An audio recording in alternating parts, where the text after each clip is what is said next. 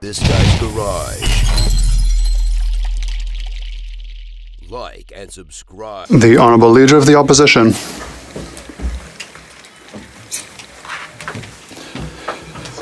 The Prime Minister doubled the cost of housing and the national debt increased inflation more rapidly than over the past 40 years. Interest rates have increased at record rates.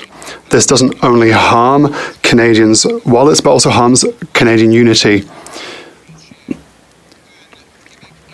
We've just seen the first budget for an independent Quebec. They justify their budget by saying that the Prime Minister is plunging this country in debt. Does the Prime Minister realize that he's not worth the cost, the financial cost and the divisive cost? The Right Honourable Prime Minister. I'd like to answer to my colleague very shortly, but I would like to express my deepest condolences following the death of 5 Canadians, including 3 children, in Sault Ste. Marie this morning. Tragedy that occurred after intimate partner violence escalated into a shooting rampage at 2 homes. I want to extend my deepest condolences to the grieving families, friends, and loved ones of the victims. Know that you are not alone. The Honourable Leader of the Opposition. Mr. Speaker, we also offer our deepest condolences to all those who have been affected by this tragedy. The Parti Québécois mentioned that they want to reach independence for economic reasons. That is something the party would not have dared during Conservative years because taxes were low, debt was low, taxes were low, inflation was low, and growth was strong. And that is the reason for which this Prime Minister should bring back old politics.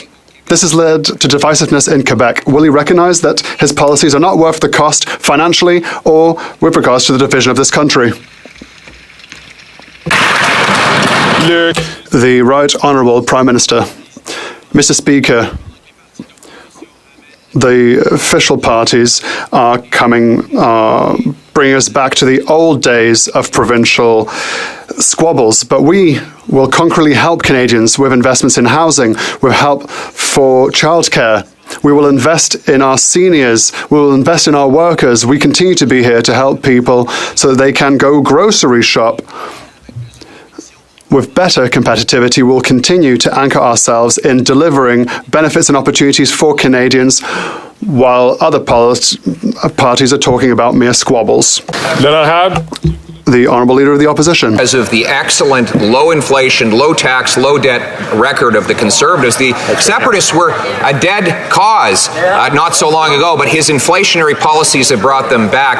The Prime Minister said it was just inflation when food prices went up, but then there was shrinkflation, smaller sized servings for higher prices, and now we have skimpflation, where food processors, in order to pay the carbon tax, actually strip out the nutritional value of the food.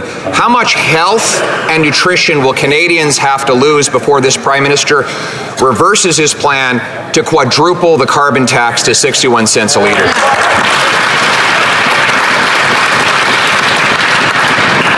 The Right Honourable Prime Minister. Mr. Speaker, the member opposite likes to play word games. I suggest he's conflating all the issues together to try and scare Canadians.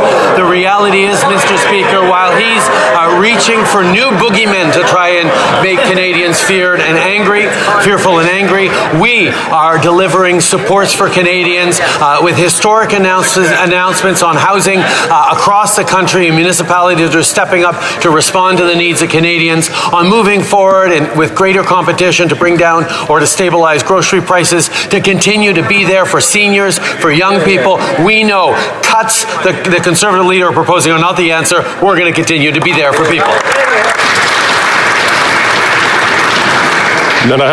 The Honourable Leader of the Opposition. They're living with liberal cuts every day. They have to cut how many meals they eat. They have to cut the portions that they eat. And now they're cutting the nutrition out of that food because after 8 years, his carbon tax and his inflationary policies are clearly not worth the cost or the corruption. Yesterday, the Prime Minister's toadies and the NDP and Liberal committee blocked the RCMP commissioner from testifying about the Prime Minister blocking a criminal investigation into his S&C scandal. Now, the ArriveCan app is under criminal investigation after wasting $50 million. Will the Prime Minister agree to personally cooperate with this criminal investigation into his Arrive scam app?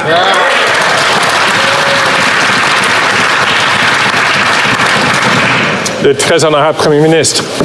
Mr. Speaker, when the opposition is bringing up matters that were settled 4 years ago, we see at which point they are trying anything they can to try and distract from the fact that they have no plan, they have no approach. They are proposing just cuts, and more cuts for Canadians, while we step up with things like dental care for kids, support child care spaces across the country, invest in supports for families and better homes as we accelerate the rental home initiative.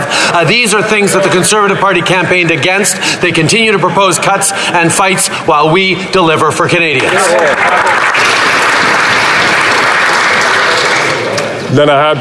The Honourable Leader of the Opposition. Amplified disinformation on the subject last week. He went into hiding and refused to answer questions and then sent out his public safety minister to offer a midnight answer. So the Prime Minister needs to speak about it himself.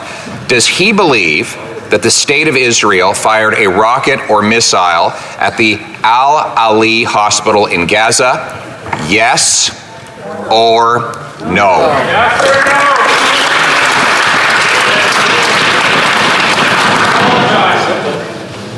Le très honorable chef de l'opposition.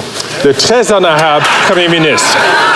Monsieur le Président, when it comes to issues that have such a serious impact on Canadians and on people around the world, we need to make sure we're grounded in facts. That's why I asked our defense experts and our military specialists to analyze open source and classified data to come to a conclusion. And the conclusion is that according to the best evidence that they have, Israel did not fire a rocket at that hospital.